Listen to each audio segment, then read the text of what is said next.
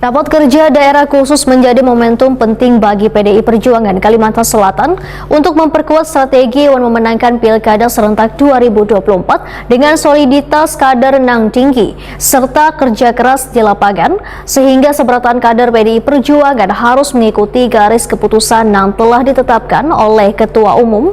Wandang melanggar keputusan partai akan diberi sanksi, termasuk dilaporkan ke DPP PDI Perjuangan.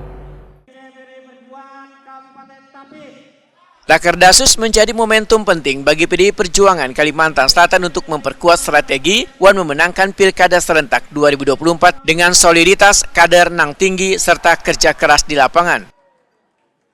Sehingga seberatan kader PDI Perjuangan harus mengikuti garis keputusan yang telah ditetapkan oleh Ketua Umum. Kader yang melanggar keputusan partai akan diberikan sanksi, termasuk dilaporkan ke DPP PDI Perjuangan.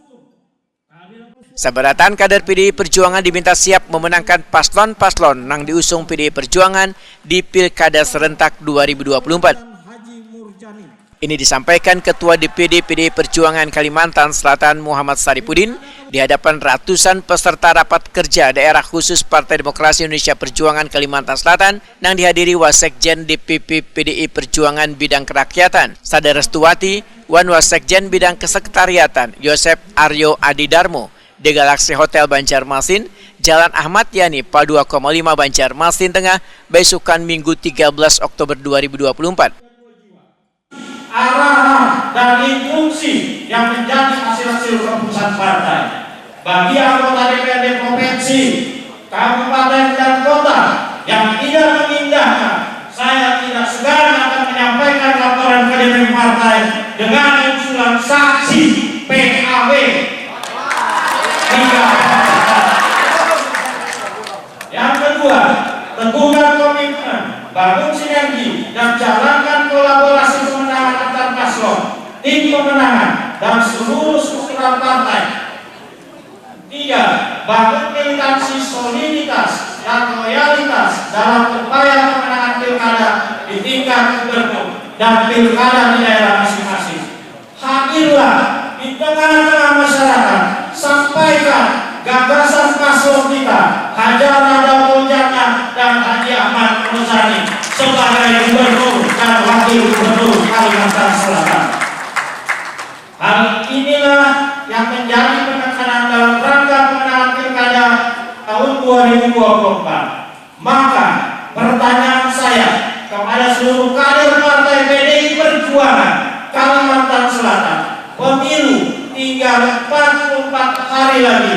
Apakah sanggup menjalankan? Apakah siap memenangkan?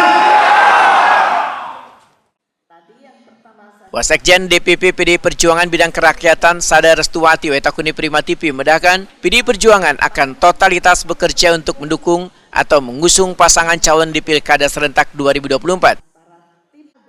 Rakerdasus ini untuk melakukan konsolidasi kembali agar struktur partai bisa bergerak ke bawah secara bersama-sama dengan tujuan yang sama untuk meraih kemenangan.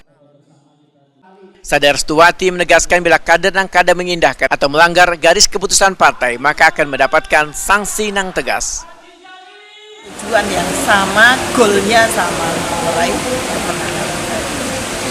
Ada sanksi Bu kepada mungkin ada kader yang kalau mereka tidak mengindahkan instruksi partai dan keputusan partai dan itu ada bukti, maka pasti sanksi dari partai pasti akan diberikan.